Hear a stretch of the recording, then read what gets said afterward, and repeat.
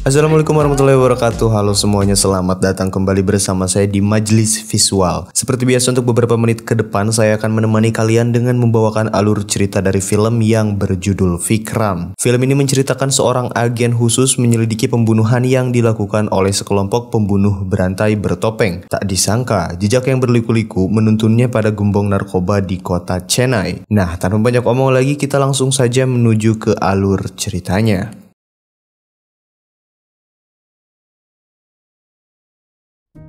Kisah diawali pada tanggal 9 Maret 2019 di suburban Chennai. Asisten Komisaris Bidang Narkotika, Inspektur Prabanjan, berhasil mengamankan kontainer yang berisi narkoba di sebuah bangunan bekas gudang senjata. 3 bulan kemudian, tepatnya pada tanggal 7 Juni 2019, seorang pria bernama Karnan diculik sekelompok orang dan dibawa ke sebuah bangunan. Polisi memantau untuk menyergap mereka. Para penculik itu menggunakan pakaian full berwarna hitam dan memakai sebuah topeng. Sebelum membunuh Karnan, mereka menegaskan bahwa ini bukanlah pembunuhan, melainkan peringatan perang melawan sistem. Kejadian tersebut mereka rekam untuk dikirimkan ke kepolisian. Kemudian mereka menusuk dada Karnan. Polisi dengan cepat akan menyergap para pembunuh itu. Namun sayangnya, kelompok itu lebih dulu melarikan diri dan meninggalkan sebuah granat. Pada saat itu pula tubuh Karnan hancur dan meninggal dunia.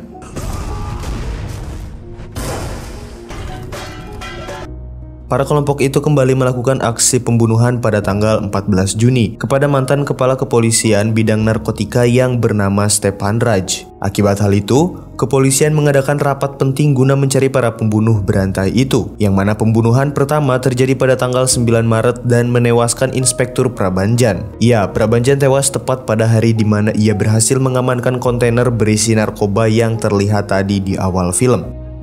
Kepala kepolisian yang tak sanggup menangani kasus ini memutuskan untuk menggunakan tim khusus yang dipimpin oleh seorang pria yang bernama Amar. Kepolisian memerintahkan untuk secepatnya menangkap pembunuh berantai bertopeng yang berjumlah 5 orang itu agar tidak ada lagi korban jiwa. Amar menyampaikan bahwa kepolisian harus mengikuti protokol mereka, yakni semua sumber daya kepolisian harus diberikan kepada mereka, dan Amar juga akan melakukan misi ini di luar hukum yang berlaku. Jose sebagai kepala kepolisian menyetujui perjanjian Amar. Jose yakin bahwa tim Amar dapat menangkap para pembunuh berantai itu dengan cepat karena mereka memiliki track record yang bagus dan dikenal sebagai pasukan hitam dan selalu berhasil menyelesaikan sebuah tugas. Tidak ada yang tahu identitas asli mereka. Mereka adalah orang-orang terlatih dan terbiasa hidup dalam penyamaran. Amar memang orang yang sangat misterius, sampai-sampai calon istrinya yang bernama Gayatri tidak mengetahui apa pekerjaan Amar. Semua aktivitasnya disamarkan dengan berpura-pura bekerja di sebuah perusahaan yang bergerak di sektor logistik, seperti JNE, JNT, dan Si Cepat. Tim Amar mulai melakukan pekerjaannya, dan mereka pertama-tama mengetahui dengan detail informasi dari 3 korban yang sudah tewas. 2 korban Stepan Raj dan Prabanjan merupakan pejabat kepolisian, sedangkan Karnan merupakan orang biasa yang merupakan ayah angkat Prabanjan. Untuk mengetahui alasan Karnan ikut dibunuh, Amar mendatangi istri Prabanjan dengan berpura-pura akan membayar hutang kepada almarhum. Ternyata istri Prabanjan kurang menyukai sifat Karnan yang menjadi pemabuk berat sejak kematian Prabanjan. Ketika Amar sedang mengobrol, tiba-tiba ia tak sengaja menyenggol gelasnya. Namun pembantu rumah itu yang bernama Palyamal dengan sigap menangkap gelas tersebut. Amar sampai heran dengan gerak cekatannya. Palyamal beralasan bahwa ia tak ingin ada suara keributan karena anak Prabanjan mengidap penyakit jantung. Amar dan timnya terus mengumpulkan informasi dari berbagai sumber, seperti supir taksi yang sering mengantar Karnan, pemilik tempat gym, dan lain-lain. Dan ternyata, Karnan juga bukan hanya seorang pemabuk. Mereka juga mendapatkan informasi bahwa Karnan sering menyewa PSK lewat micetnya. Palyamal memberitahu Amar bahwa Karnan sangat sayang kepada cucunya, meskipun itu bukan cucu kandungnya. Palyamal juga menegaskan bahwa Karnan adalah pria baik-baik. Namun ketika Amar mengendap-endap masuk ke kamar Karnan, ia menemukan kokain mentah di lacinya. Berdasarkan informasi yang dikumpulkan timnya, perdagangan kokain di Chennai dikuasai oleh gangster pimpinan Sandanam. Mereka sangat bengis dan merupakan kelompok pembunuh. Beberapa orang yang bekerja di Sandanam ditangkap oleh tim Amar. Sosok Sandanam sangat ditakuti oleh semua orang. Sandanam memiliki 3 istri dan tinggal bersama keluarga besarnya di dalam satu rumah. Anak buah Amar berhasil menyusup ke rumah Sandanam dengan berpura-pura sebagai wartawan dan mengetahui di rumah itu memiliki basement yang sangat luas. Disitulah bisnis haram Sandanam dijalankan. Sejak adanya kontainer yang hilang 3 bulan yang lalu, mereka sudah membunuh banyak orang untuk kembali menemukan kontainer tersebut. Namun Amar menegaskan bahwa tidak mungkin kelompok Sandanam adalah kelompok pembunuh bertopeng. Walaupun Amar dan Gayatri akan menikah beberapa jam lagi, Amar tetap mengutamakan pekerjaannya dengan terus mencari jejak Karnan. Amar mendatangi PSK yang biasa melayani Karnan. Amar menemukan fakta bahwa ternyata Karnan tidak pernah adu mekanik dengan wanita yang ia sewa. Amar mengikuti gaya Karnan dengan keluar ke jendela kamar. Tapi Amar belum mendapatkan petunjuk dari hal tersebut. Ketika dia teringat akan pernikahannya, Amar meminta maaf kepada Gayatri. Sosok Amar memang sangat keterlaluan, namun beruntungnya dia bisa menemukan wanita seperti Gayatri yang bisa memaafkannya walaupun hatinya terluka. Nah, kalau cewek sekarang mungkin udah marah-marah ya, kamu lebih mentingin pekerjaan kamu daripada aku, mas. Saat itu pula Amar melangsungkan pernikahannya dengan sederhana. Mereka sekarang resmi menjadi suami istri.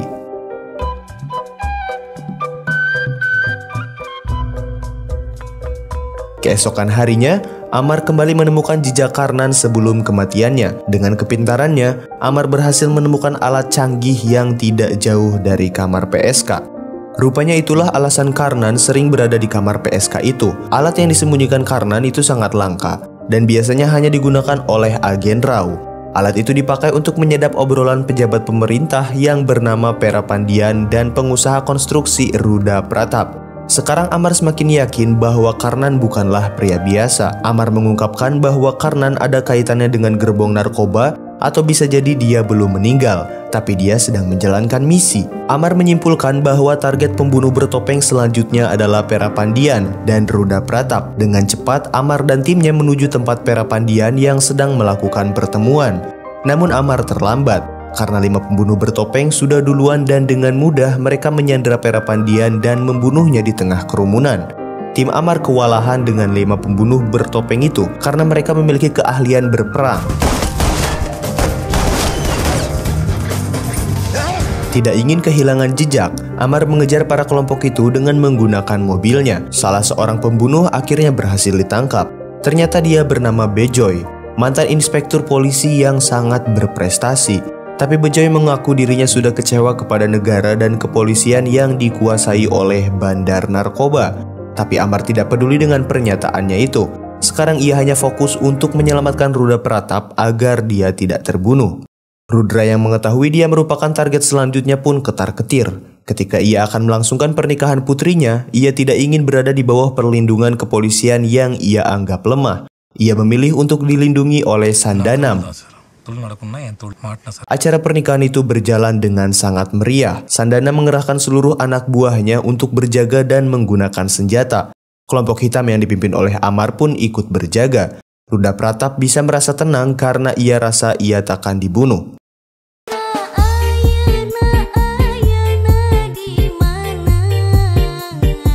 Ketika acara masih berlangsung, pembunuh berantai bisa menyusup. Tidak ada satu orang pun yang menyadari bahaya itu. Pengantin wanita yang merupakan anak Rudra dijadikan sandra. Pemimpin pembunuh berantai meminta Rudra untuk menyerahkan diri agar anaknya bisa selamat. Tidak ada pilihan lain, Rudra akhirnya dibawa menggunakan motor oleh kelompok itu. Amar dan Sandanam hanya bisa melongo, tidak bisa melakukan apa-apa. Amar berusaha mengejar kelompok itu dengan sepeda motor. Tim kepolisian juga ikut bergerak. Sementara di lokasi pernikahan, Sandanam dan anak buahnya bertarung sangat sengit dengan kelompok pembunuh. Sepertinya Sandanam kalah kuat, namun Sandanam bisa mengembalikan keadaan setelah ia mengkonsumsi obat, sehingga ia bisa memukul balik dan mengalahkan para pembunuh berantai itu.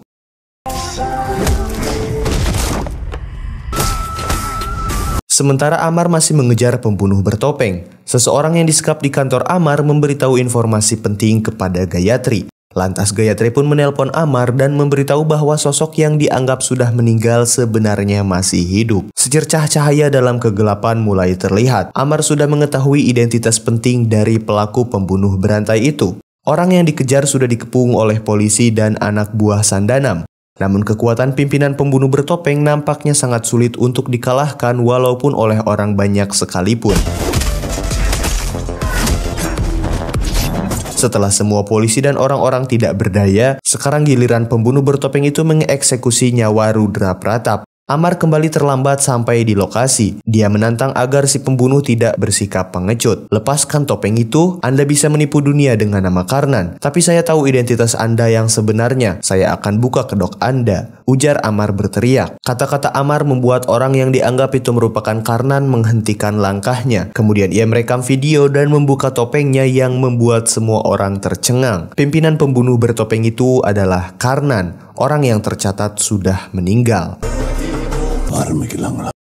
Amar mengetahui dengan detail identitas Karnan yang sebenarnya. Amar memaparkan informasi yang telah ia kumpulkan kepada para petinggi kepolisian. Nama asli Karnan adalah Agent Vikram. Dulu sekitar tahun 1981, Perdana Menteri India membentuk pasukan hitam untuk melakukan misi tertentu. Angkatan pertama pasukan hitam berjumlah 11 orang yang dipimpin oleh Vikram dan sudah berhasil menyelesaikan lebih dari 100 operasi.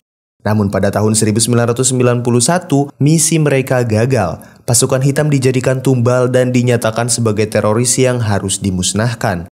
Pemerintah mengkhianati agennya sendiri. Seluruh anggota dan keluarga pasukan hitam dibunuh secara keji guna menghilangkan jejak dan barang bukti. Tapi 4 dari 11 agen menghilang. Salah satunya adalah Vikram.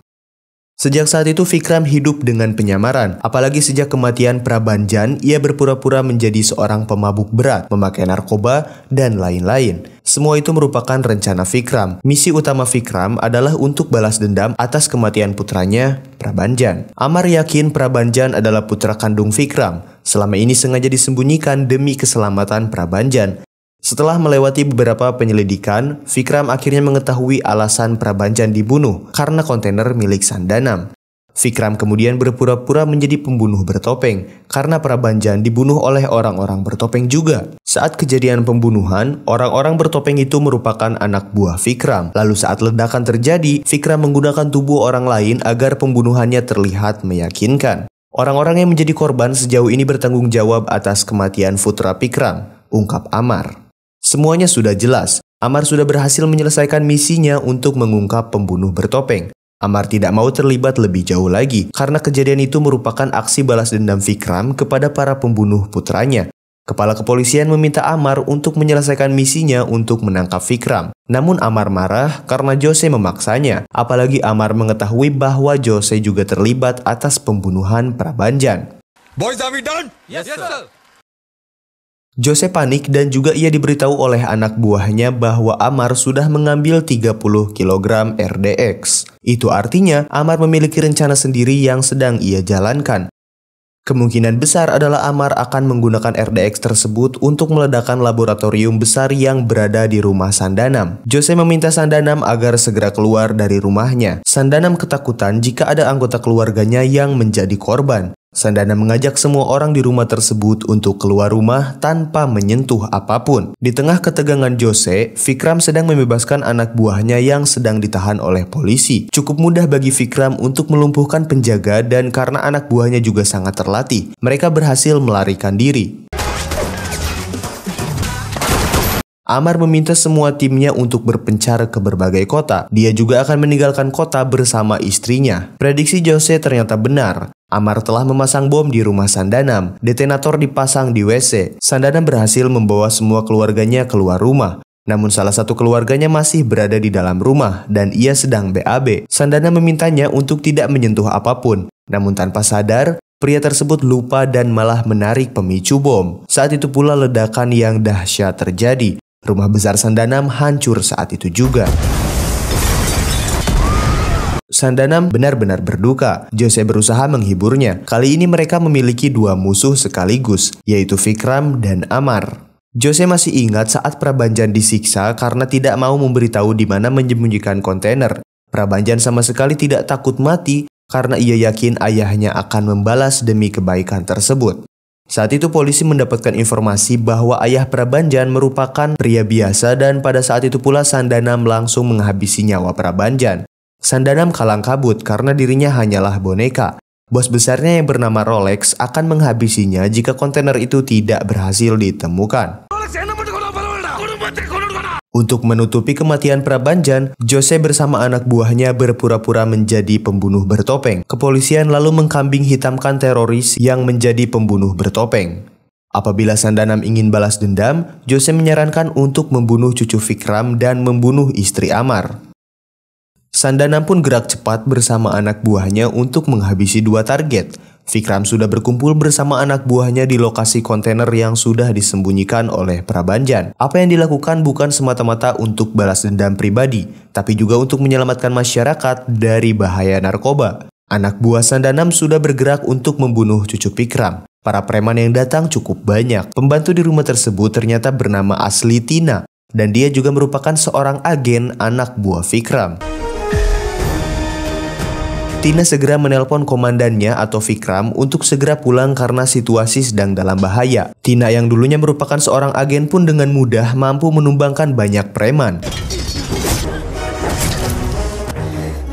Istri Prabanjan diamankan di sebuah ruangan rahasia. Namun karena preman yang datang semakin banyak, akhirnya Tina tumbang juga. Di sisi lain, Sandana menculik istri Amar. Sandana meminta Amar untuk segera datang. Amar panik dan berlari. Ia takut terjadi sesuatu kepada Gayatri. Namun sangat disayangkan sekali karena ketika Amar sampai di lokasi, ia sudah mendapati istrinya tanpa kepala. Sementara Vikram baru saja sampai di rumahnya. Ia segera mengecek cucunya, tapi tiba-tiba seseorang menusuk Vikram dari belakang. Vikram tidak ingin membuat keributan karena cucunya memiliki penyakit jantung. Vikram membunuh semua preman itu dengan mudah. Setelah itu Vikram segera membawa cucunya, sementara istri Prabanjan dibiarkan untuk diam dulu di ruangan rahasia agar aman. Dan nanti ia akan diantar ke bandara oleh anak buahnya setelah situasi aman terkendali. Ketika di dalam mobil, cucunya terus menangis karena ia lupa untuk membawa Dot. Namun anak buah Sandanam terus berdatangan. Tidak ada pilihan lain. Vikram kembali masuk ke rumah untuk membuatkan Dot berisi susu untuk cucunya, sambil ia berperang melawan anak buah Sandanam.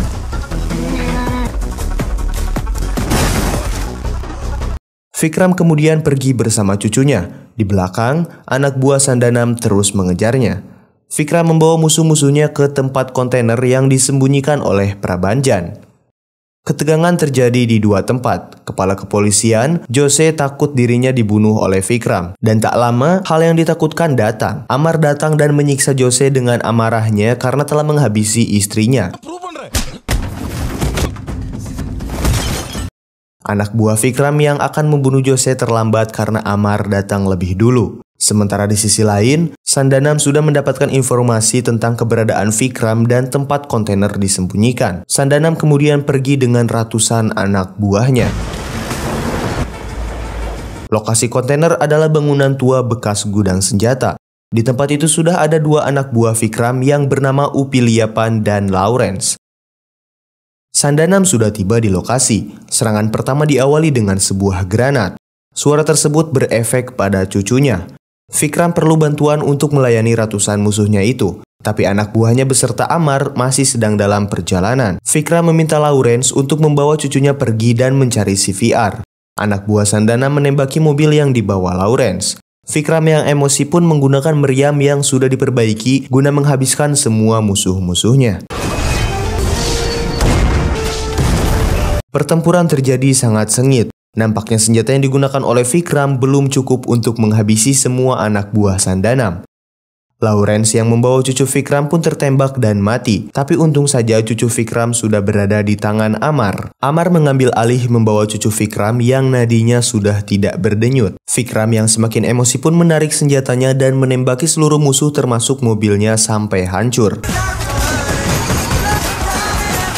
Semua musuh yang berada di luar sudah habis, tapi Sandana masih berada di dalam gudang untuk mencari barangnya. Vikram kemudian masuk untuk menghabisi nyawa Sandanam, dan mereka berdua mulai berduel.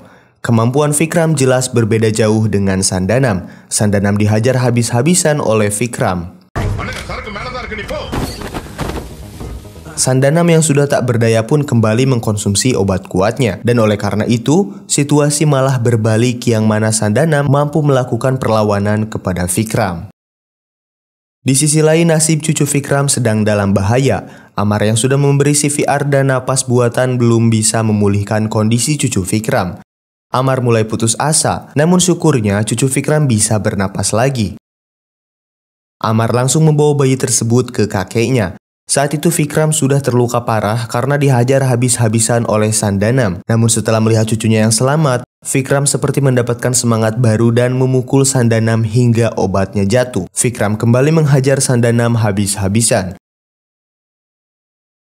Dan tubuhnya diledakkan dengan bom bersama gudang tersebut. Vikram sangat puas setelah membalaskan dendam atas kematian putra kandungnya.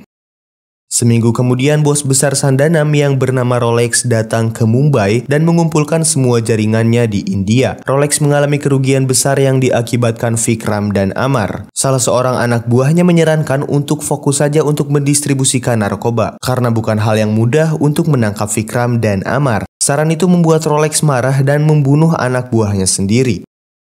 Rolex kemudian mengadakan sayembara dengan hadiah yang sangat besar untuk orang yang mampu membunuh Vikram dan Amar. Dan ternyata Vikram berada dalam kelompok tersebut dan tidak ada seorang pun yang mengetahui keberadaannya termasuk Rolex. Dan film pun berakhir. Nah, itu dia alur cerita dari Vikram. Nah, kalian bisa nilai film ini dengan berkomentar di bawah. Waktunya saya untuk pamit.